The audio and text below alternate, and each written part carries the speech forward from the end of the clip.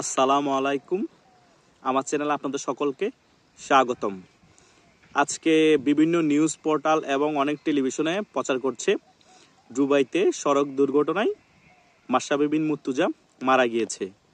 আমার কথা হচ্ছে, এসব নিউজ চ্যানেল কোনো কিছু যাচাই বাছাই না করে কেন বলতেছে যে মাশরাফি বিন মুর্তজা সড়ক দুর্ঘটনায় মারা গিয়েছে? আসলে কি মাশরাফি বিন মুর্তজা সড়ক দুর্ঘটনায় মারা গিয়েছে? আসলে ব্যাপারটি পুরোই ফেক। সড়ক দুর্ঘটনা হয়েছিল, কিন্তু মাশরাফি বিন মুর্তজা এখনো বেঁচে আছে। এনটিভি এই নিউজ চ্যানেলটি বিভিন্ন ধরনের এখন ফেক নিউজ প্রচার করতেছে। কেন প্রচার করতেছে আমার এই ব্যাপারটা বোধগম্য না। দেশের মধ্যে আরো অনেক কিছু গুরুত্বপূর্ণ বিষয় আছে, ওইসব কিছু প্রচার না করে বিভিন্ন ধরনের ফেক নিউজ যাচাই বাছাই না করে কেন প্রচার করতেছে তারা? দেশের মধ্যে এখন দেখতেছি বিভিন্ন বাসের মধ্যে র‍্যাব পরিচয়ে কালকের ঘটনা 21 লাখ টাকা চিন্তায় করে মেরে ওই লোকটা থেকে নিয়ে যায়।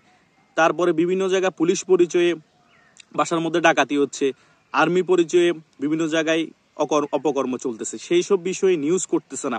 সেসব লোকদেরকে কেন অ্যারেস্ট করা হচ্ছে না সেই সব বিষয়ে কোনো নিউজ চ্যানেল কথা বলে না। ওই যারা বেঁচে আছে তাদেরকে মৃত বানায় ফেলতেছে, যারা মৃত ছিল তাদেরকে এখন জীবিত আকারে ফিরে আনতেছে, এসব নিউজ প্রচার করতেছে।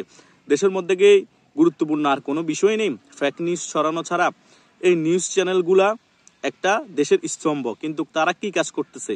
সঠিক কাজগুলো না করে দেশের মধ্যে গুজব প্রচার করতেছে। অস্থিতিশীল দেশ যাতে হয় সেসব বিষয়গুলা তারা তুলে ধরতেছে। গুরুত্বপূর্ণ বিষয় আছে দেশের মধ্যে যে ব্যাট বৃদ্ধি পেয়েছে সেসব বিষয়ে তারা কোনো প্রচারণায় নিউজ পোর্টালগুলো আলোচনা কম। তারপরে দেশের মধ্যে যে ডক্টর ইউনূসের 666 কোটি টাকা কর্মকূপ করে দিয়েছে সেসব বিষয়ে এখন আলোচনা নাই। আমাদের দেশের মধ্যে হচ্ছে যে দল সরকারে আসবে, যে সরকারে থাকে তার সকল কিছু মাপ, মানে কথায় আছে যে 7 খুন মাপ, তার ভুল ত্রুটিও তখন শুদ্ধ। সে ভুল করলো, দেশের জন্য উপকারের জন্য কাজ করেছে, এসব কিছু নিউজের মধ্যে প্রচার করা হয়। আগে বলা হতো যে বাতাবি লেবুর চাষ হয় বিটিভির মধ্যে, এখন দেখতে শুধু বিটিভির মধ্যে বাতাবি লেবুর চাষ হয় না, বাংলাদেশের সকল নিউজ চ্যানেলে বাতাবি লেবুর চাষ হয়। মরা মানুষকে জিন্দা করে ফেলে, জিন্দা মানুষকে মরা বানিয়ে ফেলে, কোনো যাচাই বাছাই নেই। দেশের মধ্যে যে অনেক গুরুত্বপূর্ণ বিষয় আলোচনা করতে হয় এবং যে দল সরকারে থাকে তার ভুল ত্রুটি তুলে ধরতে হয় জনগণের কাছে, সেটাও নিউজ চ্যানেলগুলো ভুলে গিয়েছে। কারণ আওয়ামী লীগ সরকার যখন ক্ষমতায় ছিল তাদের ভুল ত্রুটি নিয়ে আলোচনা করা খুবই দরকার। কারণ আপনি যদি সরকারের ভুল ত্রুটি নিয়ে আলোচনা না করেন, সমালোচনা না করেন, তাহলে তাদের যে ভুল হচ্ছে তারা বুঝবে কি করে, তারা সংশোধন করবে কি করে? তো আপনাদের আলোচনা এবং সমালোচনার মাধ্যমে, নিউজের মাধ্যমে, এগুলো তুলে ধরার মাধ্যমে তারা বুঝতে পারবে তাদের এই জিনিসটা ভুল, তারা সংশোধন হতে পারবে। এখন আপনারা সরকারের ভুল ত্রুটি না ধরে আগে সরকারের ভুল ত্রুটি নিয়ে পড়ে থাকলে তো হবে না। আগে সরকার তো 5-6 মাস হয়ে গিয়েছে, এখন সরকারে নেই, তো তাহলে 2-3 মাস, 1 মাস, 3 মাস সময় তো পেয়েছেন তাদের ভুল ত্রুটি ধরার জন্য। তারা কি অপকর্ম করেছে, কাকে কাকে সাজা দেওয়া লাগবে, কারা দুর্নীতির সাথে যুক্ত ছিল, সকল কিছুই তো আপনারা পেয়েছেন এবং অনেককে সাজার আওতায় আনতেছে, গ্রেপ্তারও করা হয়েছে এবং মিথ্যা মামলায় অনেককে ফাঁসানো হচ্ছে। সেই ব্যাপারেও নিউজ পোর্টালগুলো কোনো কথা বলতেছে না। তো সেই ব্যাপারেও তো কথা বলতে হবে।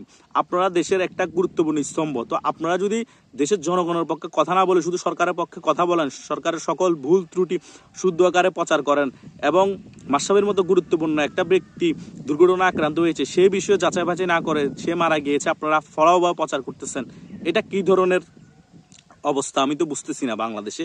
আর এনটিভি ইদানিং এসব কাজগুলো বেশি করতেছে।